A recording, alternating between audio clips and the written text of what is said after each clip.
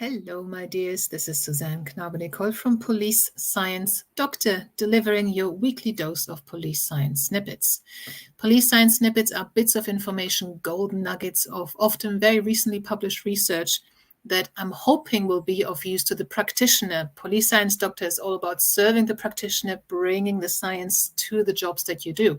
So it's not always easy to find something that is suitable. A lot of the research that is done is highly specific, is more for researchers than for practitioners. So I'm trying to find the bits that would actually be of use to you, something you can put into practice, something you can consider or start thinking about for your role straight away.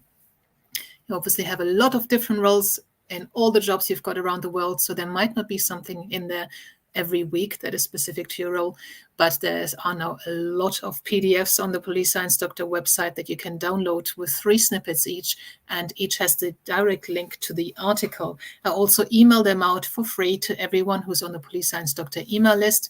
That comes into your inbox every Tuesday. Just Google Police Science, go to Police Science Doctor, and enter your details into the form that pops up, or that you can find at the bottom of each page, and then you'll be on the list, and there's no spam, and you can leave at any time, but you get the password to access the read page, on which you can then get all the previous PDFs and build up yourself a little library and scroll through, browse through, and see if there's any snippets that are of interest to you. So for this week, what we've got is one, from protection to police. When children aged 0 to 11 years come into contact with child protection services, they are more likely to then come into contact with police as both a victim and a person of interest between the ages of 11 to 14 years. This perhaps suggests that preventative efforts should be concentrated on that demographic. So again, I always preach in my lessons to students, for example, that policing picks up everything that has gone wrong before. Obviously, if somebody needs child protection services, they need much more support than children who don't have issues in their family. And the fact that we're having this pipeline from victimized children who then become further victims or perpetrators is wrong, and that needs to be disrupted. The second snippet for this week is about escape from domestic abuse. Mothers escaping with their children from domestic abuse have often been planning it, but the planning horizon varies. In many cases, the mother's social network serves as a stepping stone during the escape before they continue by moving to a domestic violence shelter.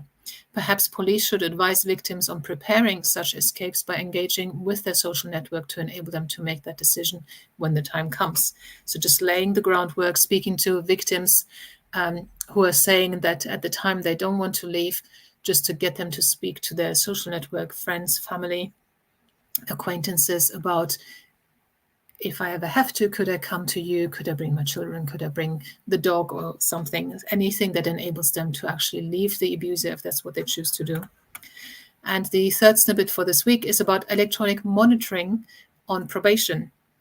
Using data from over 59,000 probation cases, it is 59,000. I'm not wearing my glasses out of vanity.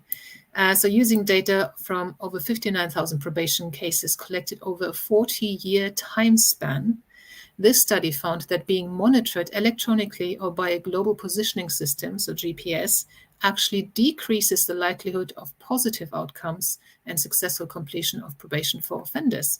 So they looked at other variables that they then controlled for, and they found that actually having this monitoring system in place in this study found that it's actually counterproductive. This obviously goes against some of other research that has found slight advantages, and again, other research has found no advantages. So I've never come across any strong research to indicate that electronic monitoring works, and this study feels the same.